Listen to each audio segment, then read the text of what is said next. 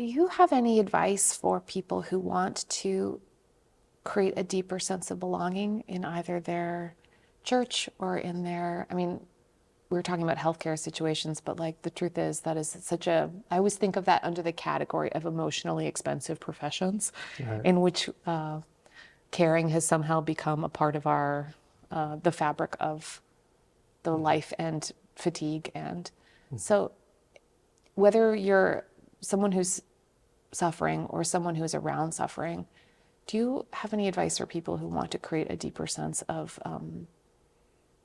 belonging in those spaces? In relation to suffering. Yeah. I guess whether you're the person going through it or the person around the person going through it. Yeah. I always think that that can often be one of the loneliest places to be. Yeah, I think that's absolutely right. I mean, for people going through suffering, it is a profoundly painful experience. Like, it's a profoundly alienating experience. Yeah. Because you lose a sense of the security of the way that life is. Yeah. In life, you recognize that the things that you used to cope with that are no longer available to you. So therefore, it's isolating. And if that's combined with pain, then you do have a difficulty, because pain is the enemy of community. Because it blocks you from yourself, it blocks you from your neighbour, it blocks you from God.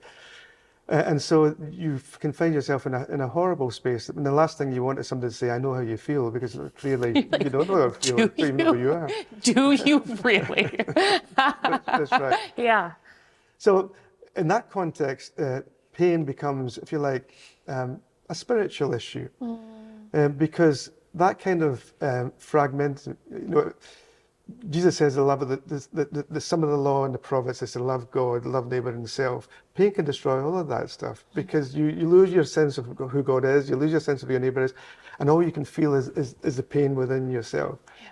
And so in that context, you need medics, strangely enough, at a spiritual level, to give you medication that can reconnect you in that way. And so there is a kind of interesting collaboration between the medical and the spiritual in the context of suffering and deep, deep pain. So I think that there's something important in there, that to be released from pain is to be released to reconnect with God, self and others.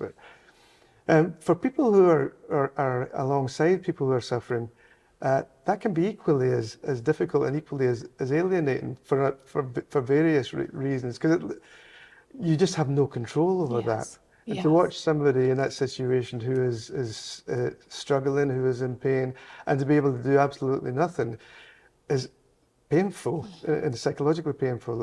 And to accompany somebody in that is really, really stressful. Because in reality, very often, emotions transfer.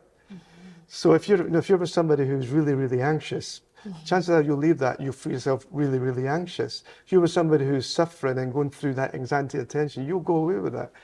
So from the perspective of somebody who's walking alongside somebody who's suffering, you need to get rid of that.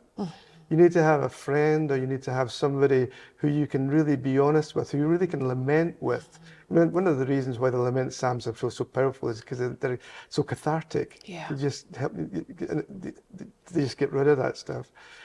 And you need that. You need somebody or some group of people that you can be honest with. And so I think from the church's perspective, reclaiming lamentation is profoundly important.